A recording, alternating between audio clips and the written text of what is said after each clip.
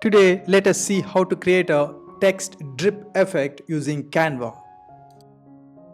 For that, let's open Canva, create a new design file 1080 by 1350 pixels. Now let us search for a dark textured background, type dark paper. Once you have it, stretch it to the full size of the artboard.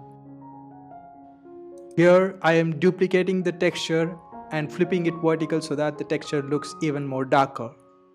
Now let's start adding text to the poster.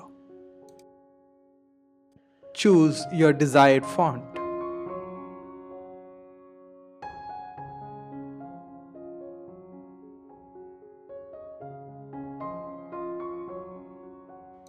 Now copy all that information which you wanted in this poster one by one.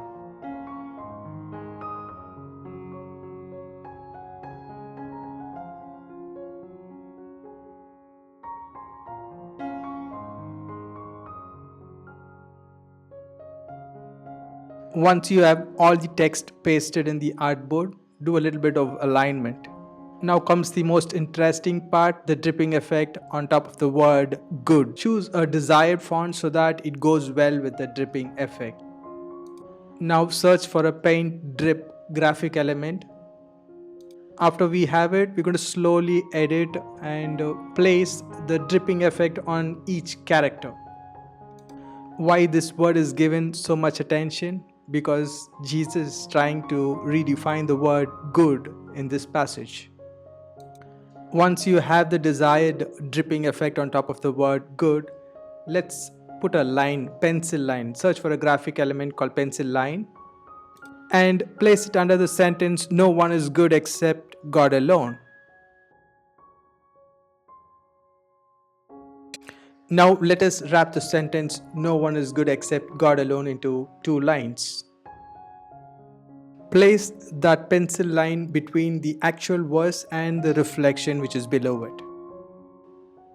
After this, let's try to add a bullet effect for each reflection point. We'll try to have a circle and a tick mark for each reflection point. Duplicate them and align them. Provide a nice vertical spacing between each reflection point and also add a separation line between each reflection point.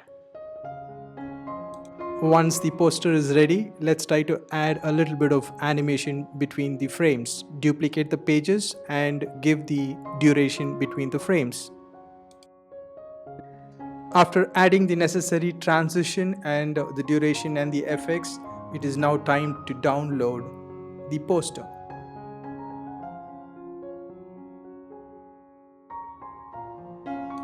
Choose the MP4 format for the download, and once the file is downloaded, you can go and play it. Now let me tell you why I picked this verse.